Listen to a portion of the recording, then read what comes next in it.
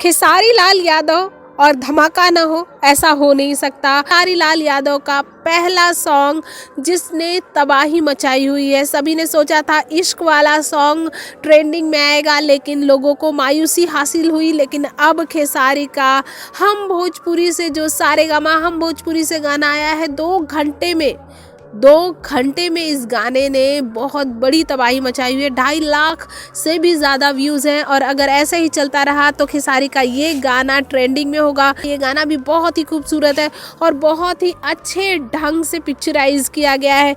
अंतरा सिंह प्रियंका की आवाज़ है इसमें, खेसारी का साथ उन्होंने दिया है। साथ ही आयशा कश्यप एक नई हीरोइन इसमें खेसारी के साथ वीडियो में दिखेंगी आपको। बहुत ही अच्छा सॉन्ग है। अगर अभी तक आपने नहीं देखा है तो सॉन्ग को देख लीजिए। सॉन्ग खूबसूरत है, साथ ही साथ इसके लिरिक्स बहुत अच्छे हैं। अब कई लोग कह रहे हैं कि पवन सिंह को टोन किया गया है, लेकिन ऐसा कुछ नहीं है। पवन सिंह को बिल्कुल टोन नहीं किया गया है।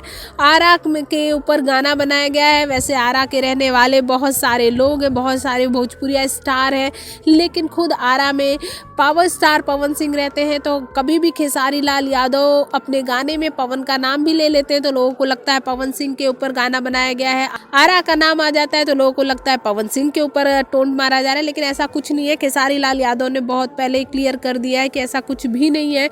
वैसे आपको बता दें कि खेसारी लाल यादव ऐसे स्टार हैं जो कि अपने गानों से सभी को चौंका देते हैं, और अब भी खेसारी ने अपने इस गाने से सभी को चौंका दिया है। आरा में धमाका हुई, और ये गाना बहुत ही लोगों को पसंद भी आ रहा है। कई भोजपुरिया स्टार हैं जिनको ये गाना पसंद आया। साथ ही कई पवन सिंह के भी फैंस हैं जिन्हें ये गाना पसंद आ रहा है, क्योंकि ये गाना बहुत ही अच्छा है और पूरे नए साल को ध्यान में रख के बनाया गया। ये खेसारी के 4 नए साल के सॉन्ग आएंगे और ये पहला नए साल का सॉन्ग है जिसने धमाका सही में कर दिया। आरा में धमाका हुई।